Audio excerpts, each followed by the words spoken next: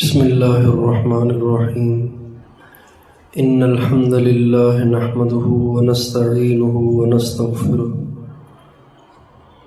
من يهده الله فلا مضل له ومن يضلل فلا هادي له وأشهد أن لا إله إلا الله وحده لا شريك له وأشهد أن سيدنا ونبينا وحبيبنا وشفيعنا وقرة أعيننا محمدا عبده ورسوله صلى الله تبارك وتعالى عليه وعلى آله وأصحابه وأزواجه وذريته وبارك وسلم تسليما كثيرا أما بعد فأعوذ بالله من الشيطان الرجيم بسم الله الرحمن الرحيم هو الذي بعث في الأميين رسولا منهم يتلو عليهم آياته ويزكيهم ويعلمهم الكتاب والحكمة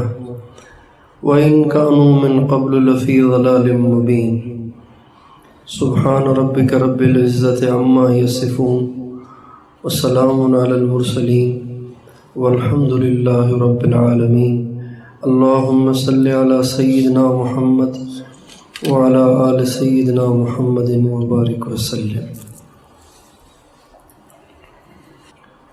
میرے محترم دوستوں، بزرگوں، بھائیوں، اللہ تعالیٰ نے انسانوں کی ہدایت کے لیے انبیاء علیہم السلام کو دنیا میں مبعوث فرمایا، اور انبیاء علیہم السلام نے انسانوں کو صراط مستقیم پر لانے کے لیے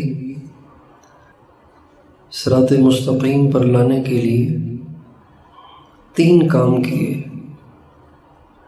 اور یہ تینوں کام اللہ کی طرف سے بتائے گئے، سمجھائے گئے اور ان کا سلیقہ سکھایا گیا۔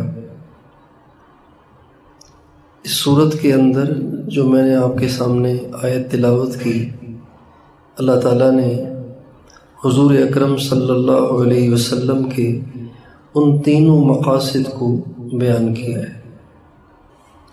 ان مقاصد کے بیان کرنے میں بڑے اسرار ہیں اور بڑے نکات ہیں، بہت باریکیاں ہیں، بہت سارے سبق ہیں۔ اللہ تعالیٰ فرماتے ہیں کہ اللہ تعالیٰ نے اپنے نبی کو بے پڑھے لوگوں میں بھیجا، اور انہوں نے آ کے تین کام کیے۔ سب سے پہلا کام قرآن کریم کی آیات کے ذریعے سے ان کو دعوت دینا، واعظ و نصیحت کرنا، دین کی طرف راغب کرنا، یہ پہلا کام۔ اور دوسرا کام وَيُزَكِّيهِمْ، ان میں جتنے رذائل ہیں، جتنی خرابیاں ہیں، جتنی برائیاں ہیں، جتنے عیوب اور نقائص ہیں، ان سب سے ان کو پاک کرتے ہیں۔ وَيُعَلِّمُهُمْ، اور ان کو علم کے نور سے منور بھی کرتے ہیں، ان کو علم بھی سکھاتے ہیں۔ تو یہ تین مقاصد ہیں انبیاء علیہم السلام کے، اور خصوصاً حضور اکرم صلی اللہ علیہ وسلم کے۔ اللہ تعالیٰ نے اس مضمون کو قرآن مجید میں کئی جگہ بیان کیا ہے، اور ہر جگہ اللہ تعالیٰ نے ترتیب یہی رکھی ہے، پہلے یتلو علیہم آیاتی، پھر یزکیہم، اور پھر یعلمہم۔ ابراہیم علیہ السلام نے دعا کی تھی ربنا وابعث فیہم رسولا، اس میں ابراہیم علیہ السلام نے یعلمہم کو مقدم فرمایا تھا، یزکیہم کو مؤخر فرمایا تھا، لیکن جہاں حضور اکرم صلی اللہ علیہ وسلم کے مقاصد بیان کیے گئے، وہاں پر یزکی کو مقدم کیا گیا اور یعلم کو مؤخر کیا گیا۔ اب یہ 3 مقاصد ہیں انسانیت کو ہدایت پر لانے کے لیے۔ آگے اللہ تعالیٰ فرماتے ہیں وَإِن كَانُوا مِن قَبْلُ لَفِي ضَلَالٍ مُبِينٍ، اس سے پہلے یہ لوگ گمراہی میں تھے، جب یہ 3 کام ہوئے تو یہ گمراہی سے نکل گئے۔ تو اس سے ایک تو پتہ چلا کہ اگر یہ 3 کام ہوں گے تو ہدایت آئے گی اور گمراہی ختم ہوگی، اور اگر یہ 3 کام نہیں ہوں گے تو ہدایت نہیں آئے گی، گمراہی رہے گی، اور اگر ان میں سے کچھ ہوئے اور کچھ نہ ہوئے تو کچھ ہدایت آئے گی، کچھ گمراہی ہوگی۔ چنانچہ سلف صالحین کے زمانے سے لے کر ان تینوں مقاصد پر محنت چل رہی ہے۔ ہمارے علماء ربانیین کی زندگیاں انہی 3 مقاصد میں صرف ہوئی ہیں، اور اسی کا نتیجہ ہے کہ اس وقت دنیا میں جو اسلام کی شمع ابھی جل رہی ہے، اسلام کا چراغ جو ابھی جل رہا ہے، یہ صرف ان حضرات کی ان محنتوں کا نتیجہ ہے۔ لیکن اس میں کمی پیشی ہر زمانے میں ہوتی رہی ہے، کبھی یعلمہم کا غلبہ ہوتا ہے، کبھی یزکی کا غلبہ ہوتا ہے، کبھی یتلو علیہم کا غلبہ ہوتا ہے، لیکن یہ تینوں کام ہمیشہ سے چلتے رہے۔ اللہ تعالیٰ نے پچھلی صدی میں ایک ایسی جماعت تیار فرمائی علماء کرام اور مشائخ اعظام کی کہ جو بظاہر ولادت کے اعتبار سے تو وہ آخری زمانے کے لوگ تھے، 13ویں 14ویں صدی کے لوگ تھے، لیکن اللہ تعالیٰ نے ان میں صفات اور ان میں کمالات اور ان میں للہیت اور ان میں خلوص اور ان میں تقوی اور توکل اور دنیا سے بے رغبتی اور آخرت کا شوق اور اللہ سے محبت، اللہ کے نبی سے محبت، یہ صفات اتنی قوت سے پیدا فرمائی تھیں کہ ان کو دیکھ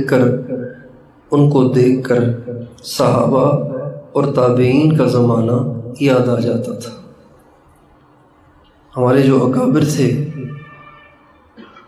حضرت شاہ ولی اللہ سے لے کر اب تک حضرت امام ربانی مجدد الفسانی رحمۃ اللہ علیہ سے لے کے اب تک، یہ سب کے سب اکابر ایسے بے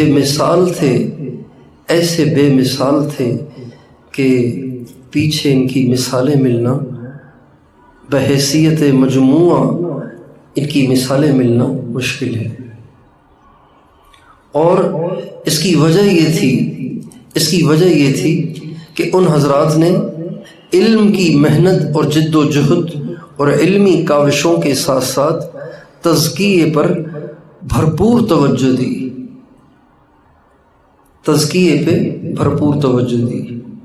چنانچہ حضرت مفتی اعظم پاکستان مفتی محمد شفیع صاحب رحمۃ اللہ علیہ کے جو والد صاحب تھے مولانا یاسین صاحب، وہ فرماتے ہیں ہم نے دارالعلوم دیوبند کا وہ زمانہ بھی دیکھا ہے کہ جب محتمم سے لے کے چپڑاسی تک اور صدر مدرس سے لے کر ادنا درجے کے مدرس تک ہر ایک صاحب نسبت تھا۔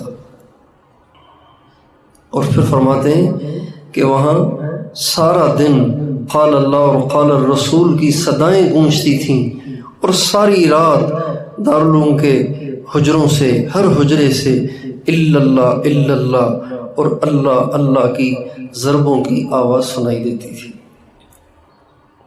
آج ہم اپنے اداروں کو دیکھتے ہیں تو ہمارے ادارے انہی کے قائم کردہ ہیں، ہمارے اداروں میں جو نظام پڑھایا جا رہا ہے وہ انہی کا دیا ہوا ہے، کتب بھی وہی ہیں، انداز بھی وہی ہے، اور سلسلہ بھی وہی ہے، سب کچھ وہی ہے، لیکن جیسے علماء پچھلی صدی میں تیار ہوئے ویسے علماء اب تیار نہیں ہو پا رہے۔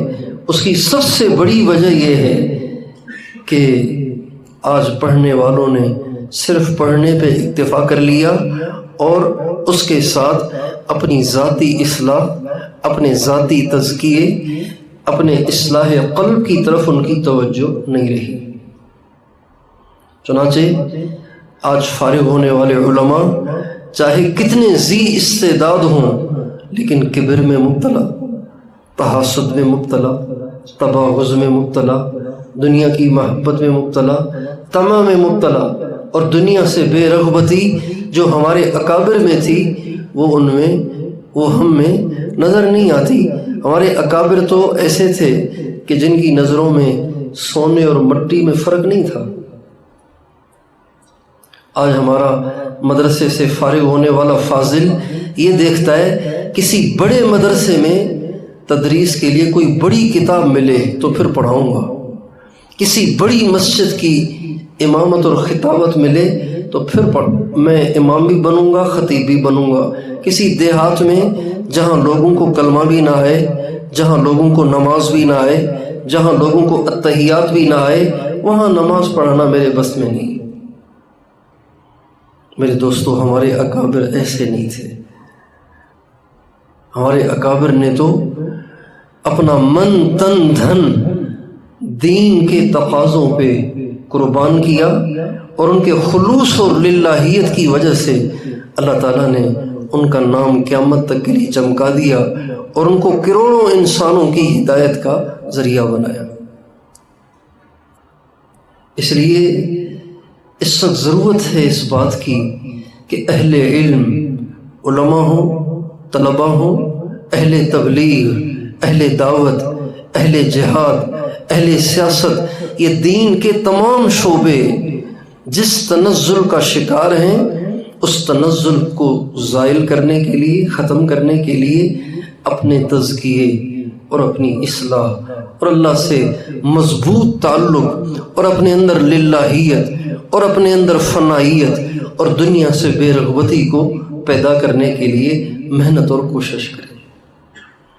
حکیم الامت حضرت مولانا اشرف علی صاحب تھانوی رحمۃ اللہ علیہ فرماتے ہیں، وہ عالم جو مدرسے سے فارغ ہو لیکن فارغ ہونے کے بعد کسی خانقاہ میں جا کے اپنا تزکیہ نہ کروائے اور کسی شیخ سے اپنی اصلاح نہ کروائے، اس کی مثال اس شخص کی سی ہے جو صرف وضو پہ اکتفا کرتا ہے، نماز نہیں پڑھتا۔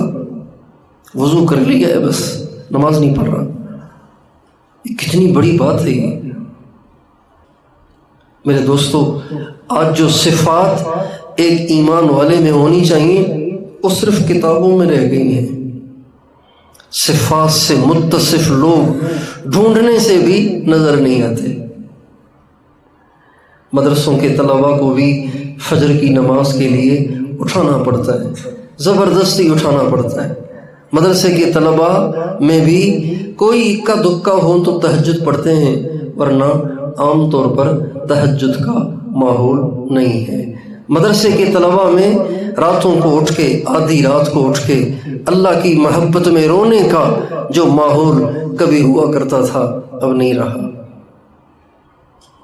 اب بتائیے، قرآن مجید میں اللہ تعالیٰ نے جو ایمان والوں کی صفات بیان فرمائی ہیں، ان ایمان والوں کی صفات اگر مدارس میں نہ ہوئیں، اہل علم میں نہ ہوئیں اور دین کی جد و جہد کرنے والوں میں نہ ہوئیں، تو بتائیے یونیورسٹیوں میں پڑھنے والے نوجوان، جو لڑکے لڑکیاں کٹھے پڑھ رہے ہیں، اور سارا دن بازاروں میں وقت گزارنے والے تاجر، اور سارا دن کرپشن کے درمیان رہنے والے ملازم، وہ ان صفات سے کیسے متصف ہوں گے؟ اللہ تعالیٰ فرماتے ہیں وَعِبَادُ الرَّحْمَنِ الَّذِينَ يَمْشُونَ عَلَى الْأَرْضِ هَوْنًا وَإِذَا خَاطَبَهُمُ الْجَاهِلُونَ قَالُوا سَلَامًا وَالَّذِينَ يَبِيتُونَ لِرَبِّهِمْ سُجَّدًا وَقِيَامًا يَا أَيُّهَا الْمُزَّمِّلُ قم الليل إلا قليلا نصفه أو انقص منه قليلا أو زد عليه ورتل القرآن ترتيلا إنا سنلقي عليك قولا ثقيلا إن ناشئة الليل هي أشد وطئا وأقوم قيلا إن لك في النهار سبحا طويلا واذكر اسم ربك وتبتل إليه تبتيلا. یہ صفات ہے نا. قد افلح المؤمنون الذين هم في صلاتهم خاشعون. طالب علم نماز پڑھتا ہے کہ بس انا تینا اور کل واللہ پہ گزارا کروں اور جلدی سے بھاگ کے فارغ ہو جاؤں. قد افلح المؤمنون الذين هم في صلاتهم خاشعون والذين هم عن اللغو معرضون. یہ صفات کس کے لیے ہیں؟ اگر یہ طلباء کے لیے نہیں ہے، اہل علم کے لیے نہیں ہے، تو کس کے لیے ہیں؟ تتجافى جنوبهم عن المضاجع يدعون ربهم خوفا وطمعا ومما رزقناهم ينفقون. یہ صفات ہیں جو اللہ تعالیٰ ہر مسلمان میں دیکھنا چاہتے ہیں.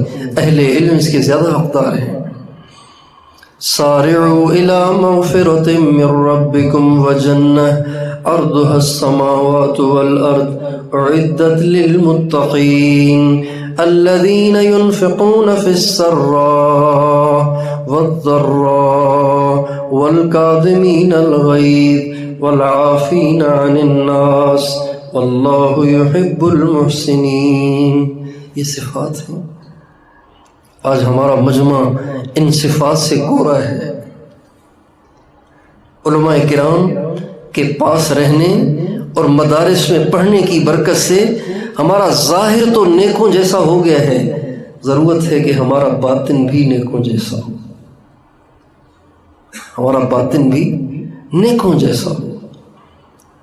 نیکوں کا باطن کیسا ہوتا ہے؟ نیکوں کا باطن، نیکوں کے باطن کی بنیادی صفت یہ ہوتی ہے کہ وہ اپنے آپ کو سب سے گھٹیا سمجھتے ہیں، اپنے آپ کو سب سے گرا پڑا سمجھتے ہیں، اپنے آپ کو سب سے برا سمجھتے ہیں. حضرت مولانا عبد الماجد دریابادی رحمۃ اللہ علیہ بڑے عالم ہیں. انہوں نے خط لکھا حضرت شیخ الاسلام اور شیخ العرب والعجم قطب العالم حضرت مولانا سید حسین احمد صاحب مدنی نور اللہ مرقدہ کو کہ حضرت میں آپ سے بیعت ہونا چاہتا ہوں، آپ مجھے بیعت کر لیں. تو حضرت مدنی نے اس کا جو جواب لکھا، اس کے الفاظ زبان پہ لانا مشکل ہے. حضرت فرمانے لگے اصلاح قلب کے لیے کسی دنیا کے کتے اور کسی نفس پرست اور کسی نالائق اور ناکارہ کی طرف توجہ تعجب خیز ہے، حیرت ہے. پیاسا دریا کی طرف متوجہ ہوتا ہے نہ کہ آتش کی طرف. پھر فرمانے لگے میں قسم کھا کے کہتا ہوں اور میں اپنی اس قسم میں سچا ہوں، میں اپنی اس قسم میں سچا ہوں کہ میں اپنے آپ کو انسانیت و درکنار جانوروں سے بھی بدتر سمجھتا ہوں. پھر آگے شعر لکھا یظن الناس بی خیرا و انی لشر الناس ان لم یعف عنی. لوگ تو مجھے بڑا اچھا سمجھتے ہیں حالانکہ میں بہت برا انسان ہوں، اگر اللہ نے مجھے معاف نہ کیا تو. یہ اکابر کا باطن ہوتا ہے. وہ اپنے باطن میں سب کو اپنے سے اچھا سمجھتے ہیں. آج ہم کسی کو خاطر میں بھی نہیں لاتے، کہتے ہیں یہ تو کچھ بھی نہیں ہے، اس کی کیا حیثیت ہے، یہ کون ہے، پتہ مجھے سب پتہ یہ کون ہے. یہ ہمارے اکابر کا باطن تھا کہ وہ اپنے آپ میں کچھ نہیں سمجھتے تھے اور ان کا دل اللہ کی محبت سے اور حضور اکرم صلی اللہ علیہ وسلم کی محبت سے بھرا ہوا ہوتا تھا اور دنیا سے انہیں کوئی لگاؤ نہیں ہوتا تھا. ان کی نگاہوں میں ایک سنت کی قیمت ساری دنیا سے زیادہ ہوتی تھی، ایک سنت کی قیمت ساری دنیا سے زیادہ ہوتی تھی۔ اور تقوی ایسا کہ کبائر تو کیا صغائر کے بھی قریب نہیں جاتے تھے۔ آج تو اس موبائل کم بخت نے ہمارے نوجوانوں کے تقوی کی دھجیاں اڑا دی ہیں، ہمارے مدارس کی دھجیاں اڑا دی ہیں، ہمارے اہل دین کی دھجیاں اڑا دی ہیں۔ تقوی کا نور ختم ہوتا چلا جا رہا ہے۔ اس لیے ضرورت ہے کہ ہم اپنے باطن پر توجہ دیں، اپنے باطن کے بنانے کے لیے محنت اور کوشش کریں۔ ہمارے اکابر کی اس درجہ قبولیت، اب دیکھیں نا، اس وقت پوری دنیا میں جتنے مدارس ہیں ان میں 97-98% مدارس میں جو فیض ہے وہ حضرت مدنی کا ہے۔ کتنا بڑا سلسلہ اور کتنا بڑا کھاتا ہے ان کا۔ آپ سارے کے سارے، ہم سب کے سب، آپ کے اساتذہ کرام، یہ سب کے سب حضرت مدنی کے کھاتے میں ہیں۔ دارالعلوم کراچی بھی ان کے کھاتے میں ہے، بنوری ٹاؤن بھی ان کے کھاتے میں ہے، جامعہ فاروقیہ بھی ان کے کھاتے میں ہے، جامعۃ الرشید بھی ان کے کھاتے میں ہے، اکوڑا خٹک بھی ان کے کھاتے میں ہے، اور پوری دنیا میں پھیلے ہوئے مدارس یہ سب ان کے کھاتے میں ہے۔ حضرت مدنی، اللہ تعالیٰ نے کتنی ان کو قبولیت بخشی۔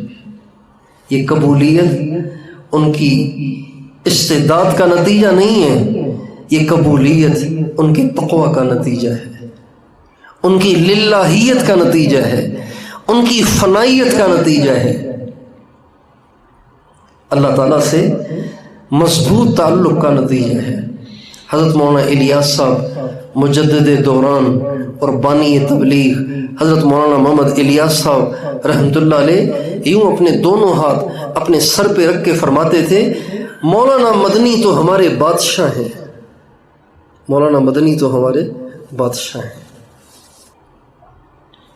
اس لیے آپ سب نوجوانوں سے، تمام حضرات سے یہ درخواست ہے کہ جس طرح آپ حضرات اپنی زندگیاں علم دین کے حصول کے لیے وقف کیے ہوئے ہیں اور دین کی ساری محنتوں میں آگے ہیں، اور اس علاقے میں جو دین کی سطح ہے، بظاہر پورے ملک میں اتنا دین نہیں ہے کہیں بھی، بس صرف اتنی ضرورت ہے کہ اس میں تصوف کی روح پھونکیں،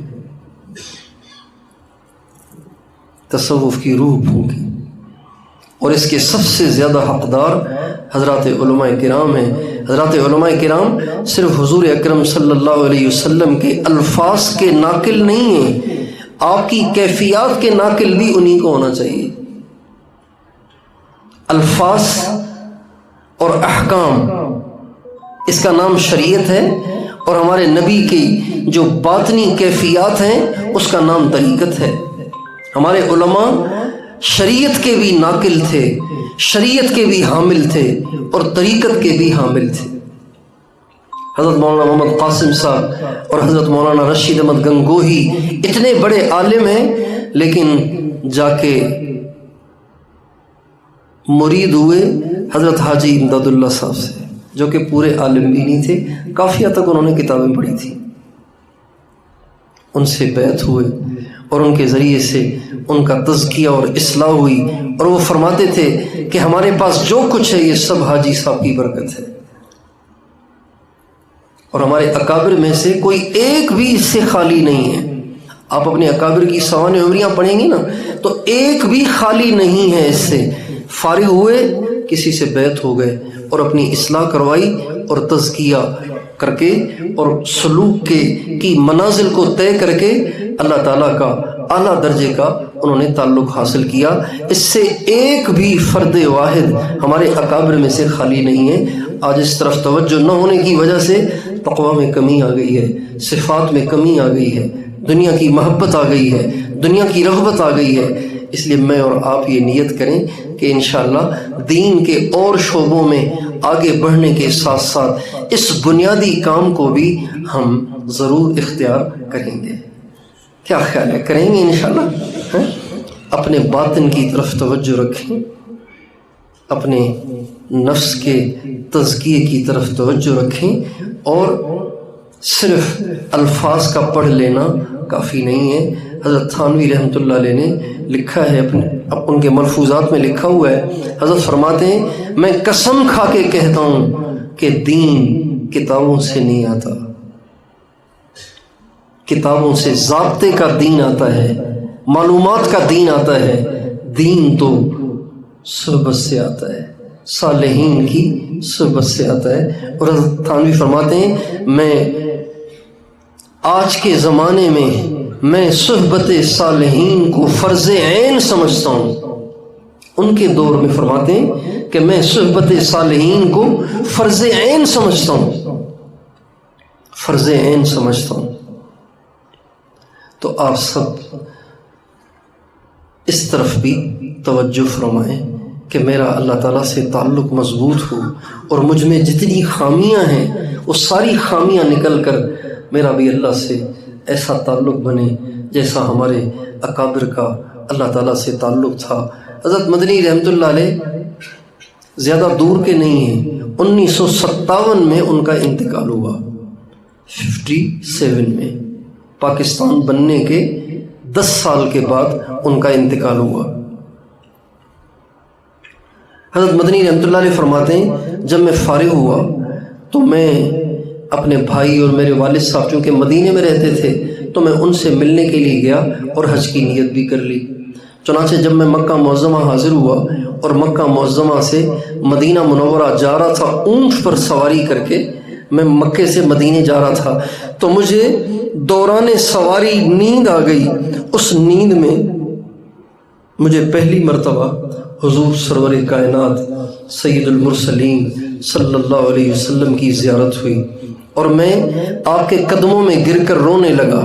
تو آپ علیہ السلام نے فرمایا حسین احمد کیا چاہتے ہو؟ حسین احمد کیا چاہتے ہو؟ کیوں رو رہے ہو؟ میں نے کہا یا رسول اللہ آپ میرے لیے دعا فرمائیں کہ جو میں نے درس نظامی پڑھا ہے وہ سارا مجھے حفظ ہو جائے، اور جو کتابیں میں نے نہیں پڑھی اللہ تعالیٰ ان کو حل کرنے کی استعداد دے دے۔ علمی مزاج تھا۔ تو کہتے ہیں مجھے آپ علیہ السلام نے فرمایا حسین احمد سر اٹھاؤ، تم نے جو کہا وہ ہو گیا۔ کہتے ہیں جو ہی میری آنکھ کھلی تو سارا درس نظامی مجھے یاد ہو چکا تھا، اور وہاں سے پھر مدینہ منورہ حاضر ہوا، اور مدینہ منورہ میں حاضری میں جب قبر اطہر پر معاجہ شریف پہ حاضر ہوئے تو کہنے لگے میرے جی میں آیا کہ ساری دنیا تو الصلاۃ والسلام علیک یا رسول اللہ کہہ کر سلام پیش کرتی ہے، لیکن میں تو سید ہوں، تو میں کیوں نہ بجائے اس کے میں اللہ کے نبی کو اپنا نانا کہہ کر پکاروں۔ چنانچہ کہتے ہیں میں نے وہاں سلام یوں پیش کیا الصلاۃ والسلام علیک یا جدی۔ کہتے ہیں جو ہی میں نے یوں کہا تو قبر شریف سے بلند آواز کے ساتھ جواب آیا وعلیک السلام یا ولدی، اور مسجد نبوی کے لوگوں نے اس آواز کو سنا، اور پورے مدینے میں یہ بات مشہور ہو گئی کہ ایک ہندی نوجوان آیا تھا معاجہ شریف پہ، جب اس نے سلام پڑھا تو اس کو قبر اطہر سے جواب ملا ہے۔ پورے مدینے میں یہ بات مشہور ہو گئی کہ ایک ہندی لڑکے کو قبر شریف سے جواب ملا ہے۔ یہ ہمارے اکابر تھے جن کا اللہ سے اس درجے کا تعلق تھا۔ ایک دفعہ مولانا الیاس صاحب رحمۃ اللہ علیہ مراقبے میں تھے، مراقبے کے دوران ایک دم چونک کے اٹھے اور فرمانے لگے اف، اللہ تعالیٰ نے حضرت مدنی کو کتنی روحانی طاقت دی ہے، اگر وہ چاہیں تو صرف توجہ ڈال کر انگریز کو بر صغیر سے نکال سکتے ہیں، لیکن اللہ تعالیٰ کی طرف سے اس طاقت کے استعمال سے ان کو منع کیا گیا ہے۔ اولئک آبائی فجئنی بمثلہم اذا جمعتنا یا جریر المجامع، ہم انہی کے نام لیوا ہیں، ہم انہی کے مقتدی ہیں، ہمیں نہیں کہ بقایا جات ہیں، ہم میں کچھ تو ان کی خوشبو ہونی چاہیے، کچھ تو ان کا اثر ہونا چاہیے، کچھ تو ان کا عکس ہونا چاہیے۔ چہ جائے کہ ہم دیکھتے ہیں کہ ہماری نمازیں بے جان اور بے مزہ ہیں، نمازیں بے جان بے مزہ ہیں۔ ہمارے گھروں میں کبائر کا ارتکاب ہو تو ہمیں پرواہ بھی نہیں ہوتی، ہماری اپنی ذات سے کبائر کا ارتکاب ہو تو ہمیں پرواہ بھی نہیں ہوتی، جھوٹ بھی نکل جاتا ہے، غیبت بھی ہو جاتی ہے، بغض بھی دل میں رکھتے ہیں، اور انتقامی جذبے بھی دل میں موجزن رہتے ہیں۔ میرے دوستو، یہ نبیوں کے وارثوں کو زیب نہیں دیتا، نبیوں کے وارثوں کو یہ زیب نہیں دیتا۔ نبیوں کے وارث کو کیا زیب دیتا ہے؟ وَالْكَاظِمِينَ الْغَيْظَ وَالْعَافِينَ عَنِ النَّاسِ وَاللَّهُ يُحِبُّ الْمُحْسِنِينَ خُذِ الْعَفْوَ وَأْمُرْ بِالْعُرْفِ وَأَعْرِضْ عَنِ الْجَاهِلِينَ۔ یہ ہیں صفات وارثین نبوت کی۔ تو اس لیے آپ سب سے درخواست ہے تقویٰ میں کمال پیدا کرنے کی نیت کریں۔ اور پھر دیکھیں اس وقت مہنگائی کتنی بڑھ گئی ہے، مہنگائی بڑھ گئی ہے، مدارس چلانا مشکل ہو گیا ہے۔ مجھے یہاں آ کے بڑی حیرت ہوئی، اتنے سارے مدارس ہیں، وسائل کوئی ہیں نہیں، تو یہ مدارس کیسے چل رہے ہیں؟ یہ علماء بیچارے کیا کریں گے؟ تو بڑا ایک درد سا دل میں پیدا ہوا کہ یہ بیچارے علماء، چونکہ نوکریاں تو ان کو ملیں گی نہیں، نوکریاں تو ہیں انگریزی پڑھنے والوں کے لیے، نوکریاں تو ہیں فساق اور فجار کے لیے، پگڑی والوں کے لیے نوکریاں نہیں ہیں، پگڑی والوں کے لیے روزگار نہیں ہے۔ یہ تو بھوک سے مر بھی جائیں تو ان کی کسی کو پرواہ نہیں ہوگی۔ اب ایسے دور میں یہ اہل علم کیا کریں؟ یا تو مدارس بند کر کے یہ بھی جا کے دفتروں کے دھکے کھائیں، یہ بھی جا کے یونیورسٹیوں میں بیٹھ جائیں، یہ بھی جا کے دکانیں کھول کے بیٹھ جائیں اور حدیث کو خیر بات کہہ دیں، ہدایہ کو خیر بات کہہ دیں، نور الانوار کو خیر بات کہہ دیں، مدارس کو تالا لگا دیں، مدرسین بھی جا کے دنیا کمائیں اور طلبہ بھی جا کے دنیا کمائیں، تاکہ بچوں کا پیٹ تو پالے نا، چونکہ پیٹ تو پالنا ہے نا، آخر انسان کو روٹی تو چاہیے نا۔ کیا کریں یہ؟ میرے دوستو، اگر ہم چاہتے ہیں کہ اللہ تعالیٰ ہمیں کسی کا محتاج نہ کرے اور ہمیں علم چھوڑنا بھی نہ پڑے، مدارس چھوڑنے بھی نہ پڑے، تو اس کا ایک ہی حل ہے، اس کا ایک حل ہے۔ اگر وہ ہم اختیار کر لیں، اللہ تعالیٰ ہمیں ان دنیا داروں کا کبھی محتاج نہیں کرے گا۔ وہ پتہ ہے کیا ہے؟ وہ اللہ تعالیٰ نے قرآن میں ہمیں بتایا ہے، ہمارے نبی کا ارشاد ہے، میں قرآن مجید کی ایک آیت جانتا ہوں، اگر میری امت اس ایک آیت کو مضبوطی سے پکڑ لے اور اس کو سمجھ لے اور اس کا یقین کر لے تو میری امت کو وہ ایک آیت کافی ہے۔ پھر ہمارے نبی نے وہ آیت پڑھی، وَمَن يَتَّقِ اللَّهَ يَجْعَل لَّهُ مَخْرَجًا وَمَن يَتَّقِ اللَّهَ يَجْعَل لَّهُ مَخْرَجًا وَيَرْزُقْهُ مِنْ حَيْثُ لَا يَحْتَسِبُ۔ یہ بالکل پکی بات ہے کہ اگر ہم متقی بن جائیں، اگر ہم میں تقویٰ کا کمال پیدا ہو جائے، اللہ ہماری ہر مشکل کو آسان کر دے گا اور وہاں سے روزی دے گا جہاں سے ہمیں گمان بھی نہیں۔ حضرت گنگوہی کے پاس ایک انگریز آیا اور کہنے لگا، آپ کے پاس اتنے طلباء اور مریدین کا مجمع ہوتا ہے، یہ کھانا کھاتے ہیں، یہ کہاں سے آتا ہے؟ تو فرمایا، اللہ اپنے بندوں کے دل میں ڈال دیتا ہے، وہ کر لیتے ہیں۔ کہا کیسے دل میں ڈالتا ہے؟ خام خواہ کیوں دل میں ڈالے گا اللہ؟ آپ اس کی وضاحت کریں کہ اس کا کیا مطلب ہے، کہاں سے آتا ہے یہ خرچہ سارا؟ انگریز افسر نے کہا۔ تو حضرت نے اس کو مطمئن کرنے کی کوشش کی، لیکن وہ اس کو سمجھ نہیں آ رہی تھی۔ یہ غیب کے دروازے ہر ایک کو تو سمجھ میں نہیں آتے، اس کا تعلق تو ایمان کے ساتھ ہے۔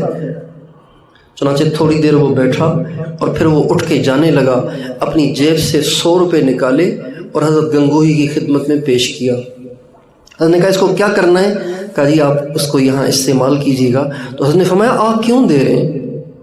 آپ تو مسلم نہیں ہیں، آپ کیوں دے رہے ہیں؟ کہ پتہ نہیں، جب سے یہاں بیٹھا ہوں تب سے میرے جی میں آ رہا ہے کہ آپ کو میں کچھ دوں، لہٰذا آپ انکار نہ کریں، آپ اسے قبول فرمائیں۔ حضرت نے فرمایا اب تو سمجھ میں آ گئی کہ اللہ کیسے پالتا ہے۔ ہمارے جتنے اکابر ہیں آپ دیکھ لیجئے، انہوں نے ساری زندگی کسم پرسی میں گزاری ہے۔ ہمارا ملتان جانا ہوا تو حضرت سید عطا اللہ شاہ بخاری رحمۃ اللہ علیہ نے جس چھوٹے سے کمرے میں زندگی گزاری، انہوں نے وہ دکھایا، بتایا، کہنے لگے اس چھوٹے سے حجرے میں جس میں صرف ایک چارپائی آ سکتی تھی، ساری زندگی اس میں گزاری، اور وہ بھی کرائے کا تھا، جس کی ایک آواز پہ 5 لاکھ آدمی لاہور کے جلسے میں جمع ہو گئے، ایک آواز پر 5 لاکھ آدمی لاہور کے جلسے میں جمع ہو گئے، جس کی آواز اتنی سنی جاتی تھی، وہ اوروں سے اتنا بے نیاز اور خوددار تھا کہ اس کے پاس اپنا مکان بھی نہیں تھا، کرائے کے ایک چھوٹے سے کمرے میں ساری زندگی گزار دی اور چلے گئے۔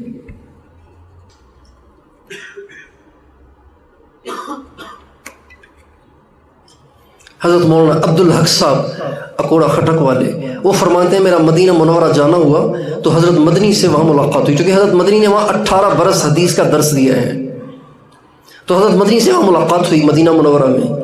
تو فرماتے ہیں کہ رمضان کا مہینہ چل رہا تھا، تو میں نے حضرت سے کہا، میں نے کہا حضرت افطاری میں آپ کے ساتھ کروں گا۔ حضرت نے کہا بہت اچھا۔ چنانچہ حضرت نے کہا افطاری یہیں مسجد نبوی میں کر لیں گے۔ کہتے ہیں کہ کچھ سامان میں نے خرید لیا، میں نے سوچا کہ حضرت مدنی تو یہیں رہتے ہیں، ان کا یہاں گھر ہے، سب کچھ ہے، تو وہ بھی بہت سارا سامان لائیں گے، اکٹھے مل کے کھائیں گے۔ کہتے ہیں جب میں تھوڑا سا سامان افطاری کا لے کر آیا تو حضرت مدنی کے پاس کچھ بھی نہیں تھا، سوائے پانی کے کچھ بھی نہیں تھا۔ تو میں سوچتا رہ گیا، لیکن استاد محترم کی خدمت میں میں کچھ کہہ نہیں سکا۔ چنانچہ میرے پاس جو سامان تھا میں نے حضرت سے کہا، میں نے کہا حضرت تھوڑا سا اس میں سے لے لیجیے۔ فرمایا نہیں، یہ آپ کھا لیں، یہ آپ کھا لیں، یہ آپ کھا لیں، اور حضرت نے پانی کا گھونٹ پی لیا۔ تو کہتے ہیں میں بڑا حیران ہوا، حضرت نے افطاری نہیں کی، نہ افطاری کا سامان لائے۔ اگلے دن میں نے کہا حضرت کل بھی افطاری اکٹھے کریں گے۔ اگلے دن بھی ایسے ہی ہوا، اس سے اگلے دن بھی ایسے ہی ہوا، پانی کا گھونٹ پی رہے ہیں اور میرے ساتھ بھی نہیں کھا رہے۔